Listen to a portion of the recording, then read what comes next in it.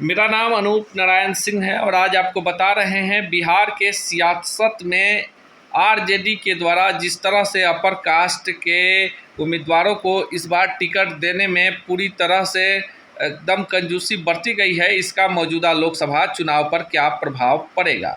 आपको बता दें कि आरजेडी ने 40 लोकसभा सीटों में जितनी सीटों पर आरजेडी लड़ रही है उसमें महज एक सीट बक्सर राजपूत उम्मीदवार सुधाकर सिंह को दिया है, जबकि एक सीट वैशाली भूमिहार उम्मीदवार मुन्ना शुक्ला को दिया है। आरजेडी का राजपूतों के प्रति इस तरह की बेरुखी कई कारणों से हो सकती है। सबसे बड़ा कारण आनंद मोहन जो पूर्व सांसद हैं, उनके राजद विधायक पुत्र चेतन आनंद के बगावत से जोड़कर देखा जा रहा है। राजद सुप्रीमो लालू प्रसाद यादव ने आरजेडी के तरफ से राजपूतों, भूमिहार, ब्राह्मण और कायस्थों को इस बार कुछ नहीं दिया है। महज 2 सीटों पर 10% आबादी वाली इन तमाम चारों अपर कास्ट की जातियों को समेटा गया है। अब आपको बता दें कि 2009 के लोकसभा चुनाव में राजद सुप्रीमो लालू प्रसाद यादव सारण से चुनाव जीते थे। उनकी पार्टी से महज 4 सांसद जीते थे, जिसमें 3 सांसद राजपूत थे। रघुवंश प्रसाद सिंह वैशाली से, उमाशंकर सिंह महाराजगंज से, जगतानंद सिंह बक्सर से।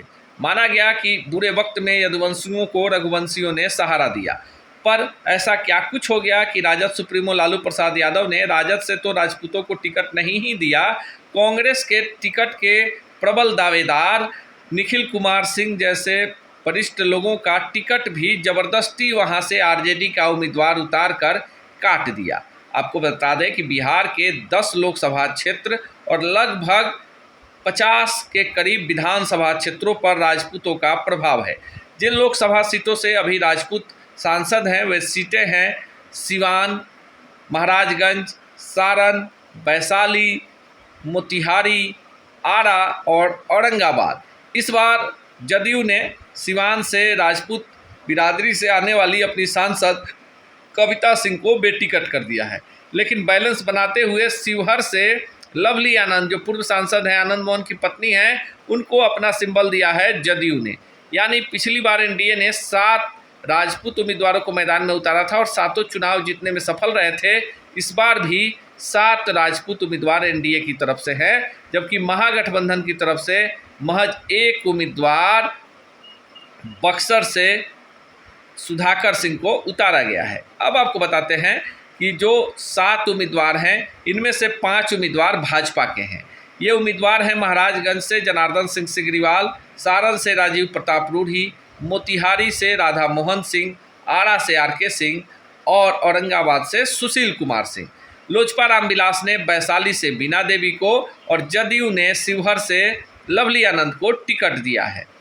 दूसरे जातियों में अगर भूमिहारों की बात करें तो भूमिहार आबादी बिहार में कई सीटों पर निर्णायक भूमिका में है, जिसमें आपको जो मुख्य सीटें हैं वो बेगूसराय, नवादा, मुंगेर और जहानाबाद है। देखिए, जहानाबाद सीट जो है, माना जा रहा था कि यहाँ पर लंबे वक्त तक भूमिहार सांसद रहे हैं, पर चंदेश्वर प्रसाद चंद्रवंशी पिछली बार जदयू के टिकट पर चुनाव जीते, इस बार भी उन्हें उम्मीदवार बनाया गया है। राजद ने यहाँ सुरेंद्र यादव को टिकट दिया है।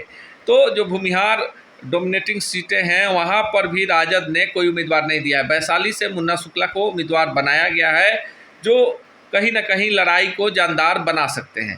पर आज की स्टोरी में हम आपको कुछ खास बताएंगे कि जिन सीटों पर राजद सुप्रीमो लालू प्रसाद यादव की प्रतिष्ठा सबसे ज़्यादा फंसी हुई है वो सीट है सारण। अब सारण में सबसे बड़ी दुविधा यह है कि राजपूत वोटर किसी भी कीमत पर आरजेडी के साथ जाने को तैयार नहीं है।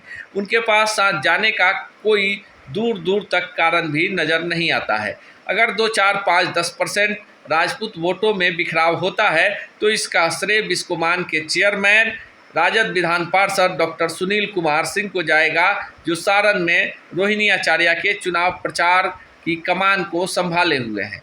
सुनील कुमार सिंह का प्रभाव सोनपुर विधानसभा, साथ ही साथ सारण जिले के तमाम राजपूत बहुल इलाकों में है। पर दुविधा यह है कि भाजपा ने यहां से 2 बार के सांसद, पूर्व केंद्रीय मंत्री और राजपूत बिरादरी से आने वाले राजीव प्रताप रूढ़ी को अपना उम्मीदवार बनाया है। राजीव प्रताप रूढ़ी को यहां अपने स्वजातीय वोटरों के साथ ही साथ अति पिछड़ा समुदाय के वोट को भी समेटने में आसानी होगी। अब यह देखना खास होगा कि राजद का दाव उसी के लिए कितना बड़ा घातक साबित होता है। राजनीति में इस तरह की सियासत कहीं न कहीं लोगों के लिए भ्रम की स्थिति पैदा करती है। राजद सुप्रीमो लालू प्रसाद यादव ने जिस तरह से कई दशक पहले भूरा बाल साफ करो का नारा दिया था, अब उसी को चरितार्थ करते नजर आ रहे हैं।